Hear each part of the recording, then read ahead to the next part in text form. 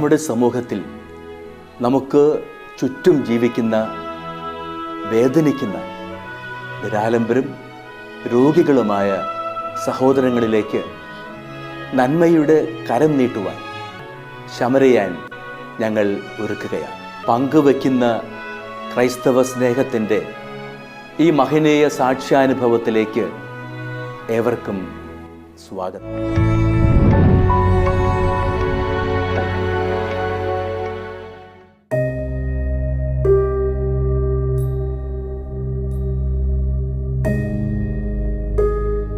ഇത് കൊടുങ്ങല്ലൂർ നഗരസഭയിലെ പടന്ന 30-ാം വാർഡിലെ കുറുപ്പം വാലത്ത് പ്രസന്നൻ മകൾ വിസ്മയ.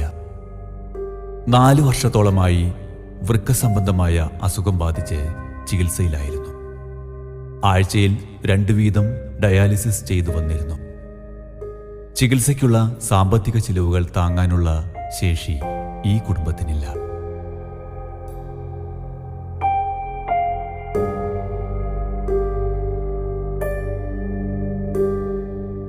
ഞാൻ ഷീല പണിക്കശ്ശേരി, പടന്ന 30-ാം വാർഡിലെ കൗൺസിലറാണ്. കൊടുങ്ങല്ലൂർ നഗരസഭയിലാണ് പടന്ന 30-ാം വാർഡ് സ്ഥിതി ചെയ്യുന്നത്. വിസ്മയ എന്ന 27 വയസ്സുള്ള പെൺകുട്ടിക്ക് വേണ്ടിയാണ് ഞാൻ സംസാരിക്കുന്നത്. നിലവിൽ അവരുടെ കിഡ്നി രണ്ടും ഫെയിലിയറായ അവസ്ഥയിൽ കിഡ്നിയുടെ ട്രാൻസ്പ്ലാന്റേഷൻ നടന്നിരിക്കുകയാണ്.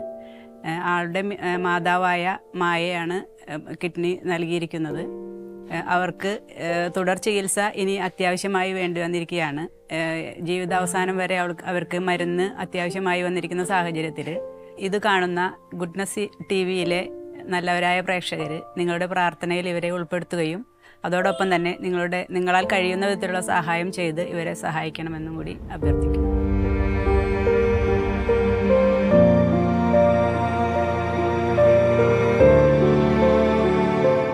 അച്ഛനും അമ്മയും കൂലിപ്പണിക്കാരാണ്. കുറച്ചുനാൾ മുൻപുണ്ടായ ആക്സിഡന്റിൽ വിസ്മയയുടെ അച്ഛന് ജോലി ചെയ്യുവാനുള്ള ആരോഗ്യശേഷി നഷ്ടപ്പെട്ടു. വിസ്മയയുടെ കൂടെ ആഴ്ചയിൽ 2 പ്രാവശ്യം വീതം ഡയാലിസിസിന് കൂട്ടുപോകേണ്ടതുകൊണ്ട് സ്ഥിരമായി ജോലിക്ക് പോകുവാൻ സാധിക്കാതെ അമ്മയും വീട്ടിൽ തന്നെ ഇരിപ്പായി. നാട്ടുകാരുടെ സഹായത്താലായിരുന്നു ചികിത്സകൾ നടത്തി വന്നിരുന്നത്.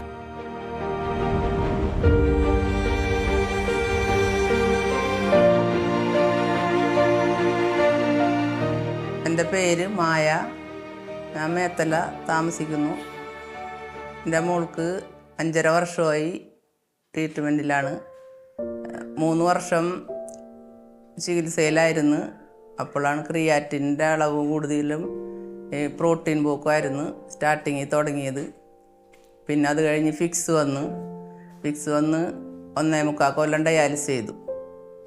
എന്നിട്ട് കണ്ടീഷൻ മോശമായപ്പോഴാണ് കിഡ്നി രണ്ടും ചുരുങ്ങി മാറ്റി വെക്കണമെന്ന് പറഞ്ഞത്. വാങ്ങി വെക്കാനുള്ള സാമ്പത്തിക ബുദ്ധിമുട്ട് കൊണ്ട് എൻ്റെ ഗ്രൂപ്പ് ചേരുമായിരുന്നു. അങ്ങനെ ഞാൻ തന്നെ തയ്യാറായി കൊടുക്കാൻ വേണ്ടിയിട്ട്. അങ്ങനെ ഇപ്പോൾ ട്രാൻസ്പ്ലാന്റ് കഴിഞ്ഞു. 4 മാസം കഴിഞ്ഞ് ചികിത്സയിലാണ് ഇപ്പോൾ ഞങ്ങൾ.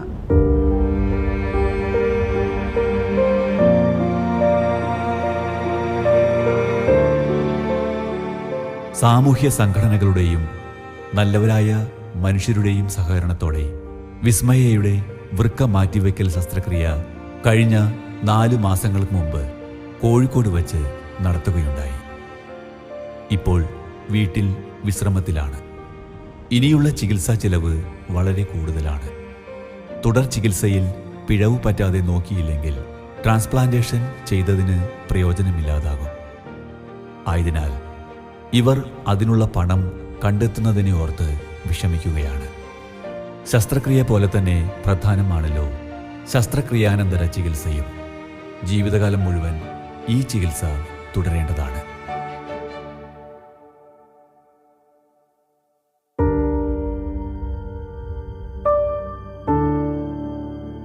എൻ്റെ പേര് വിസ്മയ. 28 വയസ്സായി എനിക്ക്. ഇപ്പോൾ കല്യാണം കഴിഞ്ഞിട്ട് ഇപ്പോൾ 9.5 വർഷമായി. എനിക്കൊരു 8 വയസ്സുള്ള മോളുണ്ട്. അവൾക്കൊരു 3 വയസ്സായപ്പോഴാണ് എനിക്ക് ഈ അസുഖം ഇങ്ങനെ അറിഞ്ഞത്. ഒരു പനി വന്നതാണ്. പനി വന്ന് അങ്ങനെ ഹോസ്പിറ്റലിൽ അഡ്മിറ്റ് ആയപ്പോൾ ഡോക്ടർക്ക് ഒരു ഡൗട്ട് തോന്നിയിട്ട് ഇങ്ങനെ ക്രിയാറ്റിനൊക്കെ ഇങ്ങനെ ചെക്ക് ചെയ്തതാണ്. ചെക്ക് ചെയ്ത സമയത്ത് ഇത്തിരി കൂടുതലായിട്ട് നിൽക്കുന്നുണ്ടായിരുന്നു. അപ്പോൾ ആ പനി കഴിഞ്ഞ് ഡിസ്ചാർജ് ചെയ്ത് പോയപ്പോൾ നെഫ്രോളജിനെ കണ്ടോളണം റെക്കമെൻഡ് ചെയ്തിരുന്നു ഡോക്ടർ. അങ്ങനെ നെഫ്രോനെ കാണാനായിട്ട് പോയതാണ്.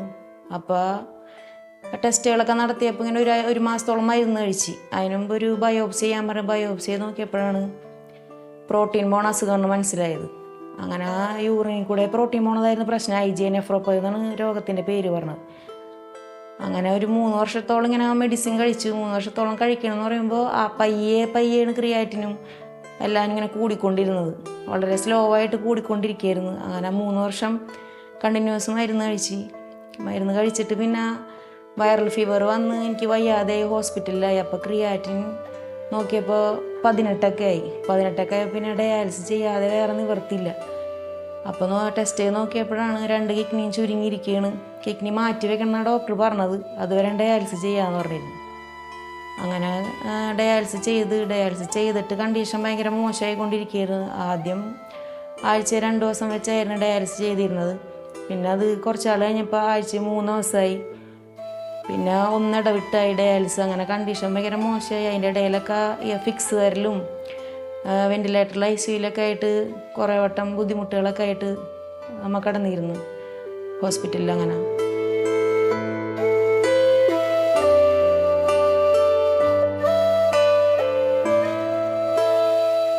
ഗുഡ്നസ് TVയുടെ സമരിയൻ പ്രോഗ്രാമിലൂടെ ഇവരുടെ പ്രശ്നത്തിന് ഒരാശ്വാസം കണ്ടെത്തുവാൻ കഴിയുമെന്നുള്ള പ്രത്യാശയിലാണ് ഇവർ.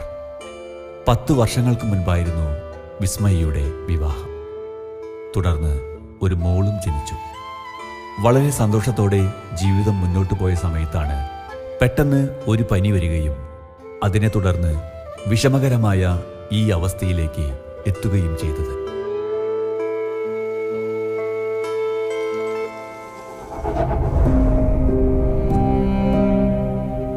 പിന്നെ കിഡ്നി മാറ്റി വയ്ക്കാതെ യാതൊരു നിവൃത്തിയില്ലാന്ന് ഡോക്ടർ പറഞ്ഞപ്പോൾ അമ്മയുടെ ബ്ലഡ് ഗ്രൂപ്പ് ചേരുന്നതായിരുന്നു. അങ്ങനെ ഇക്ര ഇൻ്റർനാഷണൽ ഹോസ്പിറ്റൽ കോഴിക്കോട് പോയിട്ടാണ് നമ്മൾ ടെസ്റ്റുകളൊക്കെ ചെയ്യണത്. 1 വർഷത്തോളം അങ്ങനെ ടെസ്റ്റുകൾക്ക് തന്നെ സാമ്പത്തികമായിട്ട് ബുദ്ധിമുട്ടുള്ള കാരണം ഓരോ മാസം ഇങ്ങനെ പണിയെടുത്തിട്ടിട്ടുള്ള പൈസയ്ക്കാണ് പോയി ടെസ്റ്റുകളൊക്കെ ചെയ്തിരുന്നത്. അങ്ങനെ 1 വർഷത്തോളം ടെസ്റ്റുകളും കാര്യങ്ങളൊക്കെ കഴിഞ്ഞ് അവിടെ ഹോസ്പിറ്റലിൽ ഇവിടെ നിന്ന് ഡയാലിസിസ് ചെയ്തുകൊണ്ടിരിക്കുന്നിടത്ത് തന്നെ അങ്ങോട്ട് മാറ്റി. കഴിഞ്ഞ വർഷം ആഗസ്റ്റൊക്കെ ആയപ്പോൾ ഇക്ര ഇൻ്റർനാഷണൽ ഹോസ്പിറ്റലിലേക്ക് മാറ്റി ഡയാലിസിസ് ചെയ്യാനായിട്ട്. അപ്പോൾ അവിടെ ഡെയിലിയാണ് ഡയാലിസിസ് ചെയ്തുകൊണ്ടിരുന്നത് കണ്ടീഷൻ മോശമായപ്പോൾ. അപ്പോൾ അങ്ങനെ ചെയ്ത് അവിടെയും ICUയിലൊക്കെ ആയിരുന്നു. അപ്പോൾ ഡയാലിസിസ് ചെയ്യാനായിട്ട് പിന്നെ കിഡ്നി മാറ്റി വയ്ക്കണത് അവർ നേരത്തെ മാറ്റി വയ്ക്കണമെന്ന് പറഞ്ഞു ഹോസ്പിറ്റലുകാർ. അവർ പറഞ്ഞ ടൈമിന് വെച്ചിട്ട് മാറ്റി വയ്ക്കാൻ പറ്റില്ല, അതിന് മുമ്പ് മാറ്റി വയ്ക്കാൻ പറ്റുമെന്ന് ചോദിച്ചപ്പോൾ ഇവിടെ നമ്മളുടെ വീടിൻ്റെ അടുത്തുള്ളവർ തന്നെ എല്ലാവരും കൂടി സംഘടനയോടൊക്കെ സംസാരിച്ച് എല്ലാവരും കൂടി പൈസയൊക്കെ പിരിവിട്ട് അങ്ങനെയാണ് സർജറി ചെയ്യണത്, എല്ലാവരുടെ ഹെൽപ്പോട് കൂടിയിട്ട്. അങ്ങനെ സർജറി സെപ്റ്റംബർ 13 എൻ്റെ അമ്മയാണ് എനിക്ക് കിഡ്നി ദാനമായിട്ട് നൽകിയത്. സെപ്റ്റംബർ 13 സർജറി കഴിഞ്ഞ്. എന്നിട്ട് ഓക്കെ അല്ലായിരുന്നു കണ്ടീഷൻ. പ്രഷർ കൂടി തന്നെ നിൽക്കുകയായിരുന്നു. പ്രഷർ കുറേയും കൂടെ തന്നെ ഭയങ്കര ഹൈപ്പർ ടെൻഷൻ അതിൻ്റെ ഇടയിൽ നല്ലോണം ഉണ്ടായിരുന്നു.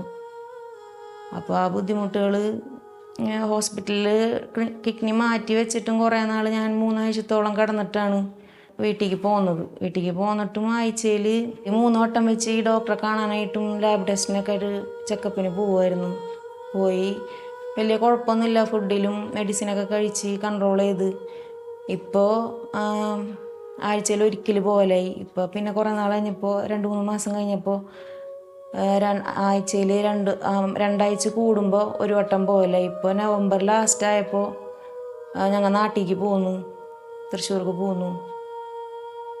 ഇപ്പോൾ 2 ആഴ്ച കൂടുമ്പോഴാണ് ഹോസ്പിറ്റലിൽ പോണത്. അപ്പോൾ ചിലവ് കോഴിക്കോട് ഹോസ്പിറ്റലിലാണ് നമുക്ക് മാറ്റി വെച്ചാൽ അവിടം വരെ പോയി തിരിച്ച് വന്ന് ട്രീറ്റ്മെൻറ്റൊക്കെ ചെയ്യാനും ലാബ് ടെസ്റ്റിനൊക്കെ ആയിട്ട് ഉള്ള പൈസയും കാര്യങ്ങളൊക്കെ നമ്മളുടെ കയ്യിൽ ഫിനാൻഷ്യലി ബുദ്ധിമുട്ടാണ്. കാരണം അച്ഛൻ വയ്യാത്ത ഒരാളാണ്.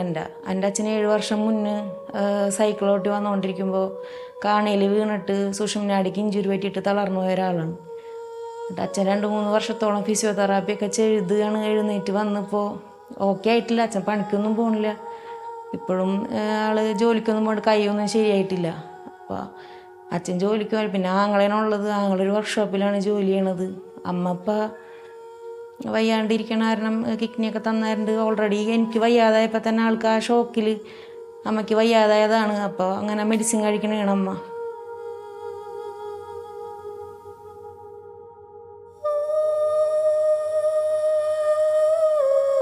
സാധാരണ ഒരു പനിയായിട്ടാണ് തുടക്കം. അതിനുള്ള ചികിത്സ തേടി. പക്ഷേ തുടർന്നുണ്ടായ വിഷമതകളും ശരീരക്ഷീണവും ഇടയ്ക്കിടയ്ക്ക് ഫിക്സ് വരികയും ഒക്കെ ആയപ്പോൾ വിശദമായ രോഗപരിശോധന നടത്തുകയും ഒടുവിൽ രോഗം കണ്ടുപിടിക്കുകയുമാണുണ്ടായത്. 2-3 വർഷം മരുന്നുകൾ കഴിച്ച് മുന്നോട്ടു പോയി. ഓരോ പ്രാവശ്യവും പരിശോധനകൾ നടത്തുമ്പോൾ രോഗം കൂടുന്നതല്ലാതെ കുറയുന്നതായി അനുഭവപ്പെട്ടിട്ടില്ല. അവസാനം ക്രിയാറ്റിൻ ലെവൽ 18% ആയപ്പോഴാണ് ഡയാലിസിസിലേക്ക് കടന്നത്.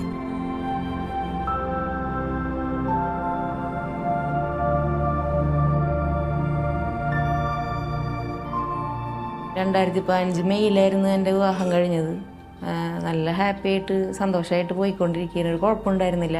2016 ആഗസ്റ്റൊക്കെ ആയപ്പോഴാണ് എൻ്റെ ഡെലിവറി ആയിട്ട് ഞങ്ങൾക്കൊരു മോളുണ്ടാവണത്. അവൾക്ക് 3 വയസ്സായപ്പോഴാണ് എനിക്ക് ഈ അസുഖം വന്ന്. പെട്ടെന്നാണ് പ്രതീക്ഷിക്കാണ്ട് ഒരു പനി വരുന്നത് എനിക്ക്. അങ്ങനെ പനി വന്ന് ഹോസ്പിറ്റലിലാവുകയും അങ്ങനെ തുടർന്ന് നെഫ്രോനെ കാണുകയും റെക്കമെൻഡ് ചെയ്തപ്പോൾ അങ്ങനെ കാണാൻ പോയതാണ്. പക്ഷെ നമ്മൾ ഒരിക്കലും പ്രതീക്ഷിച്ചിരുന്നില്ല ഇങ്ങനെ ഒരു അസുഖം. 6 മാസമായിട്ട് ഈ ഒരു അസുഖം നമുക്കുണ്ടെന്ന് ഡോക്ടർ അവിടെ ചെന്ന് ബയോപ്സി ചെയ്തപ്പോഴാണ് നമ്മൾ വിവരങ്ങൾ അറിയണത്. അപ്പോൾ ഒട്ടും പ്രതീക്ഷിക്കാണ്ട് വന്നപ്പോൾ ടെൻഷനായ ആ സമയത്ത് പിന്നെ ട്രീറ്റ്മെൻറ്റും കാര്യങ്ങളൊക്കെ ആയിട്ട് എല്ലാ മാസവും ഡോക്ടറെ കാണാനായിട്ട് പോവുമായിരുന്നു ചെക്കപ്പിനായിട്ട്. പക്ഷെ ഓരോ മാസം ചെല്ലുന്തോറും കണ്ടീഷൻ ഓരോ റിസൾട്ട് നമുക്ക് മോശമാവല്ലാതെ നമുക്ക് നല്ലതായി വന്നിരുന്നില്ല. മോളാണെങ്കിൽ കുഞ്ഞാണ്. ആ ടൈമിൽ നമുക്ക് അവളെ ആ രീതിയിൽ 3 വയസ്സ് വരെ ആളെന്ന് പറയുമ്പോൾ ആ രീതിയിൽ മര്യാദയ്ക്ക് അവൾക്ക് നല്ലൊരു ബേസ് എനിക്ക് കൊടുക്കാൻ പറ്റില്ല. ഈ ഹോസ്പിറ്റലും കാര്യങ്ങളൊക്കെ ആയിട്ട് നടത്തം തന്നെയായിരുന്നു അപ്പം തൊട്ട്. മോൾക്ക് ഇപ്പോൾ 8 വയസ്സായി. അവൾ 3-ാം ക്ലാസ്സിൽ പഠിക്കുന്നു. അപ്പോൾ ഇത്രയും ഒരു 5.5 വർഷത്തോളമായിട്ട് ഈ ഹോസ്പിറ്റൽ കാര്യങ്ങളൊക്കെ ട്രീറ്റ്മെൻറ്റൊക്കെ ആയിട്ട് നടത്തം തന്നെയാണ്. അപ്പോൾ അവൾക്ക് എനിക്ക് വയ്യാതെ ആയത് 2018-ലാണ്. 2018-ലാണ് ജനുവരിയിലാണ് എനിക്ക് വയ്യായിക തുടക്കം. അങ്ങനെ ആദ്യമൊക്കെ ബുദ്ധിമുട്ടുണ്ടായിരുന്നില്ല. കാരണം മരുന്നും കാര്യങ്ങളൊക്കെ ആയിട്ട് പോവുമായിരുന്നു. ഒരു 2.5-3 വർഷത്തോളം ഞാൻ മെഡിസിൻ കഴിച്ച്. പക്ഷെ പിന്നെ എനിക്ക് തീരെ വയ്യാണ്ടായി. ക്രിയാറ്റിൻ കൂടി ഡയാലിസിക്ക് പെട്ടെന്ന് കിടക്കുകയാണ് ചെയ്തത്. ആ സമയത്ത് ആഴ്ചയിൽ 2 തവണ വെച്ചിട്ട് ഡയാലിസിസ് ചെയ്യണതൊന്നും നമുക്ക് സാമ്പത്തികപരമായിട്ട് നമ്മളെ കൊണ്ട് താങ്ങാൻ പറ്റിയിരുന്നില്ല. ഇവിടെ അടുത്ത് ചാലാക്കാന്ന് പറഞ്ഞ ഹോസ്പിറ്റലാണ് ഡയാലിസിസ് ചെയ്തുകൊണ്ടിരുന്നത്. പ്രൈവറ്റ് ഹോസ്പിറ്റലിലാണ്. കാരണം നമ്മളുടെ ഇവിടെ കൊടുങ്ങല്ലൂർ ഗവൺമെൻറ് ഹോസ്പിറ്റലൊന്നും ആ സമയത്ത് നെഫ്രോളജി ഉണ്ടായിരുന്നില്ല. പിന്നെ നമുക്കങ്ങനെ നമ്മൾ എഴുതിയിട്ടുണ്ടെങ്കിൽ നമുക്ക് ഡയാലിസിസ് ചെയ്യാനായിട്ട് കിട്ടിയിരുന്നില്ല. നമുക്ക് കിട്ടുന്ന ടൈമിൽ വിളിക്കണവരെ നമുക്ക് ഡയാലിസിസ് ചെയ്യാതിരിക്കാൻ പറ്റില്ലല്ലോ. അപ്പോൾ അതിൻ്റെ പ്രൈവറ്റിൽ തന്നെ പോയി ചെയ്തിരുന്നത്. മാസം ലാബ് ടെസ്റ്റും കാര്യങ്ങളൊക്കെ ആയിട്ട് നല്ലൊരു തുക ആവുമായിരുന്നു ഡയാലിസിന്. അങ്ങനെ ബുദ്ധിമുട്ടായി വന്ന് കുറേ അതിനിടയ്ക്ക് ഫിക്സ് വന്ന് ബുദ്ധിമുട്ടുകളൊക്കെ വന്ന് ICUയിലാവുകയും വെന്റിലേറ്ററിലൊക്കെ കിടന്നൊരു വ്യക്തിയാണ് ഞാൻ. ആ സമയത്തൊക്കെ ഉള്ള സാമ്പത്തികമായിട്ടുള്ള ബുദ്ധിമുട്ടുകൾ നമ്മളെ നല്ലോണം അലട്ടിയിരുന്നു. പിന്നെയുള്ള ട്രീറ്റ്മെൻറ്റും കാര്യങ്ങൾക്കൊക്കെ ആയിട്ട് ഇവിടെ ഇതെൻ്റെ വീടാണ്. എൻ്റെ വീടിൻ്റെ ആധാരം 6 ലക്ഷം രൂപയ്ക്ക് വെക്കുകയും പിന്നീട് ട്രീറ്റ്മെൻറ്റുകളൊക്കെ സർജറി കിഡ്നി മാറ്റി വെക്കണം എന്ന് പറഞ്ഞപ്പോൾ അതിൻ്റെ അകത്തേക്കുള്ള കാര്യങ്ങൾ മുഴുവനും ചെയ്തത് ഇവിടുത്തെ ആധാരം വീട്ടിലെ ആധാരം പണയം വെച്ചിട്ടാണ് ചെയ്തിരുന്നത് ഞങ്ങൾ. അത് മാസം ഇപ്പോഴും നമുക്ക് അതിനിടയ്ക്ക് എല്ലാ മാസം 22,000 വെച്ചാണ് നമ്മൾ അടയ്ക്കണത്.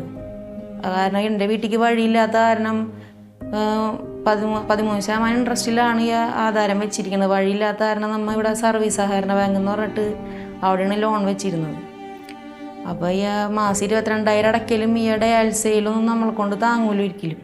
അപ്പം അങ്ങനെ താങ്ങാണ്ടായപ്പോൾ ഈ കിഡ്നി മാറ്റി വയ്ക്കണം എന്ന് പറഞ്ഞപ്പോൾ ഒരു ഇതിലാണ്ട് എൻ്റെ ഡോക്ടർ നെഫ്രോളജി തന്നെയാണ് Kozhikode Iqra international hospital recommend ചെയ്തത്. കാരണം എന്ന് വെച്ചാൽ ഇവിടുത്തെ നമ്മുടെ പ്രൈവറ്റ് ഹോസ്പിറ്റലിലൊക്കെ ഭയങ്കര എക്സ്പെൻസ് കൂടുതലാണ്. നമ്മളെപ്പോലുള്ള സാധാരണക്കാരെ കൊണ്ട് ഒരിക്കലും ഇവിടെ ആസ്റ്റർ മെഡിസിറ്റി പോലത്തെ ഹോസ്പിറ്റലിലൊന്നും നമുക്ക് പോയി ചെയ്യാൻ പറ്റില്ലായിരുന്നു. അപ്പോൾ അവിടെയാണ് ഞാൻ മലബാർ ട്രസ്റ്റിൻ്റെ കീഴിലുള്ളൊരു ഹോസ്പിറ്റലായതുകൊണ്ട് അവിടെ പൊതുവെ എല്ലാവർക്കും ചാരിറ്റി ബേസ് ചെയ്ത് എല്ലാവരും ഡിസ്കൗണ്ടും കാര്യങ്ങളൊക്കെ ആയിട്ട് ട്രീറ്റ്മെൻറ്റിന് എല്ലാ ഹോസ്പിറ്റലിൽ അപേക്ഷിച്ചും പൈസ കുറവാണ്. പിന്നെ അവിടം വരെ പോയി ഈ ട്രാൻസ്പ്ലാന്റ് ചെയ്ത് വരുന്ന ഒരു ബുദ്ധിമുട്ട് മാത്രം നമുക്കുള്ളൂ.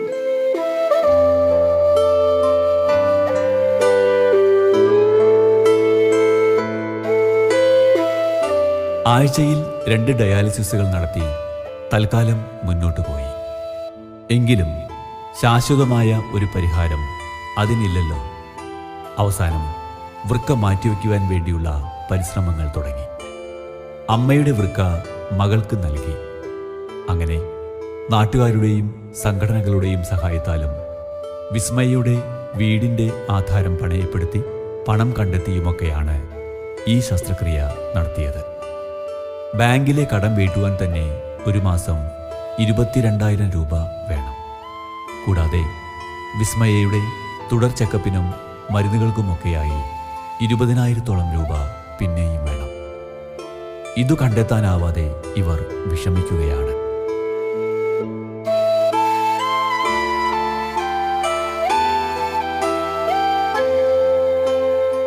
പിന്നെ നാട്ടുകാരുടെ എല്ലാവരോടും ഇവിടെ സംഘടനക്കാരോട്ടൊക്കെ സംസാരിച്ച് എല്ലാവരും കൂടി ഒരു സംഘടന രൂപീകരിച്ചിട്ടാണ് എല്ലാവരെയും സഹായത്തോട് കൂടിയിട്ടാണ് ഈ പൈസ പിരിവിട്ട് തന്ന് എൻ്റെ അമ്മയാണ് കിഡ്നി തരുന്നത്.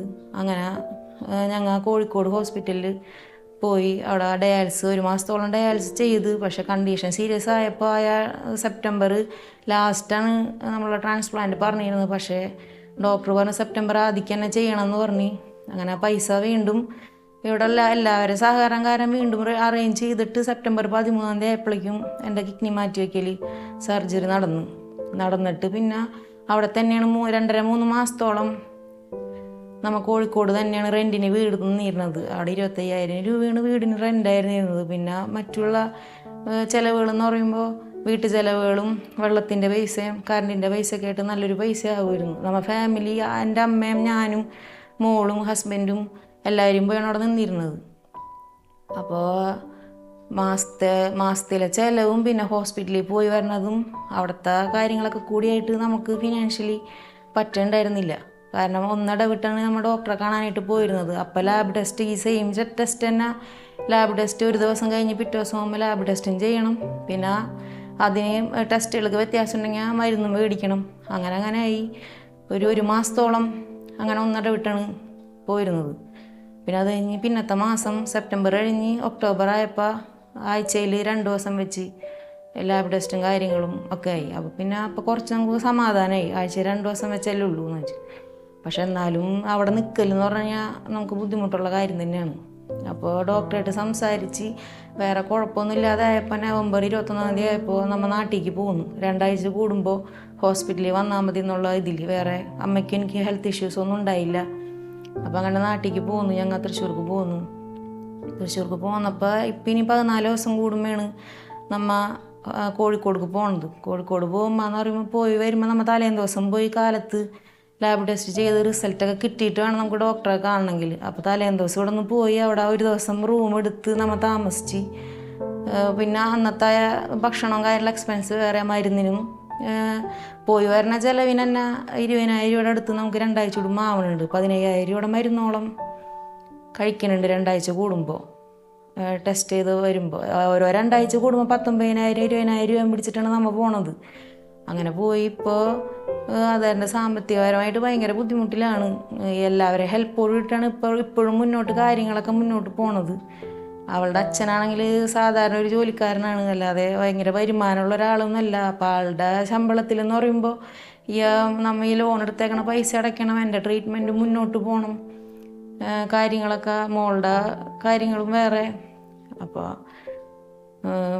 ഇത് കാണുന്ന ഗുഡ്നസ് ടിവിയുടെ എല്ലാവരും എനിക്ക് വേണ്ടി എൻ്റെ അമ്മയ്ക്ക് വേണ്ടിയും പ്രാർത്ഥിക്കാൻ വേണം. നിങ്ങളാ കഴിയുന്ന സാമ്പത്തിക സഹായം തന്ന് എൻ്റെ വീട്ടിൽ നിങ്ങളെ സ്വന്തം പെങ്ങളെ പോലെ കണ്ടിട്ട് എല്ലാവരും എനിക്ക് വേണ്ടി പ്രാർത്ഥിച്ച് ഞങ്ങൾക്ക് വേണ്ടിയുള്ള സഹായം ചെയ്യണം എന്ന് അപേക്ഷിക്കുകയാണ് ഞാൻ.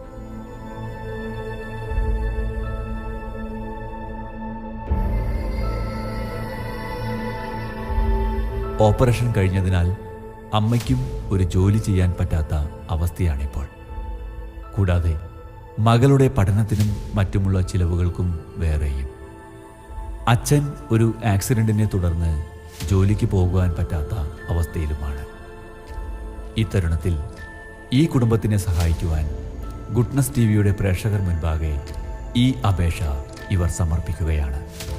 നല്ലവരായ നിങ്ങളുടെ പ്രാർത്ഥനകളും സഹായങ്ങളും ഉണ്ടാകും എന്ന പ്രതീക്ഷയോടെ ദുഃഖിതർക്ക് എന്നും ആശ്വാസമായ ദൈവകരുണയുടെ അരുവികൾ നിങ്ങളിലൂടെ ഇവരിലേക്ക് ഒഴുകട്ടെ.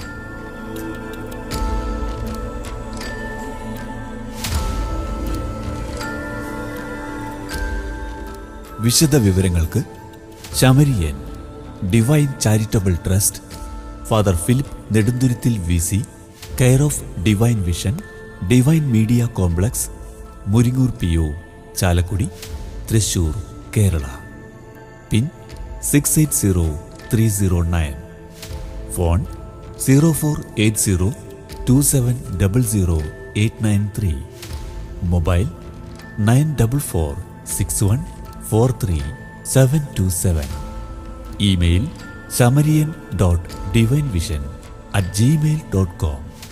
പ്രിയ സഹോദരി സഹോദരന്മാരെ, ഗുഡ്നസ് TVയിലെ സമറിയൻ എന്ന പ്രോഗ്രാമിലൂടെ ഞങ്ങൾ നിങ്ങളെ പരിചയപ്പെടുത്തിയ ലിയോ PD എന്ന സഹോദരന് വേണ്ടി സമാഹരിച്ച ചികിത്സാ സഹായ നിധി കൈമാറുന്നതിന് വേണ്ടിയാണ് ഞാനിപ്പോഴും നിങ്ങളുടെ മുൻപിൽ നിൽക്കുന്നത്. എൻ്റെ ഇടതുവശത്ത് നിൽക്കുന്നത് ലിയോ PD തന്നെയാണ്. ലിയോ PDക്ക് 40 വയസ്സുണ്ട്. 2 വർഷം മുമ്പ് അദ്ദേഹത്തിന് കിഡ്നി സംബന്ധമായ രോഗമുണ്ടാകുകയും കിഡ്നി മാറ്റിവെക്കുകയും ചെയ്തു. ഇപ്പോഴും മെഡിക്കൽ ട്രസ്റ്റ് ഹോസ്പിറ്റലിലെ ചികിത്സയിലാണ്. അദ്ദേഹത്തിൻ്റെ കിഡ്നി മാറ്റിവെക്കാനും ചികിത്സ ഒക്കെ നടത്തുന്നതിനും പല സംഘടനകളുടെയും ആളുകളുടെയും സഹായം കൊണ്ടാണ് നടത്തിയത്.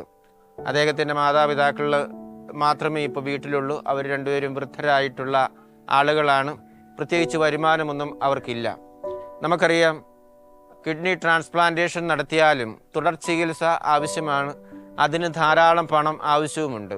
അങ്ങനെയുള്ള സാഹചര്യത്തിലാണ് ഗുഡ്നസ് TV ലിയോയെക്കുറിച്ച് അറിയുവാനും അദ്ദേഹത്തിൻ്റെ അവസ്ഥ ഗുഡ്നസ് TVയുടെ നല്ലവരായ പ്രേക്ഷകരെ അറിയിക്കുവാനും ഇടയായത്. ഗുഡ്നസ് TVയുടെ നല്ലവരായ പ്രേക്ഷകർ വളരെ നിർലോഭമായിട്ട് ആ കാര്യം ഏറ്റെടുത്തു. അതിന് സഹായിക്കുന്നതിനായിട്ട് മുന്നോട്ട് വന്നു. അതിൻ്റെ ഫലമായിട്ട് 1,30,000 രൂപ സമാഹരിക്കുന്നതിനായിട്ട് സാധിച്ചു. ആ തുക അദ്ദേഹത്തിൻ്റെ തുടർന്നുള്ള ചികിത്സയ്ക്ക് വേണ്ടി ഇപ്പോൾ ഗുഡ്നസ് TVയുടെ എല്ലാ പ്രേക്ഷകരുടെയും പേരിൽ ഞാൻ ലിയോയ്ക്ക് കൈമാറുകയാണ്.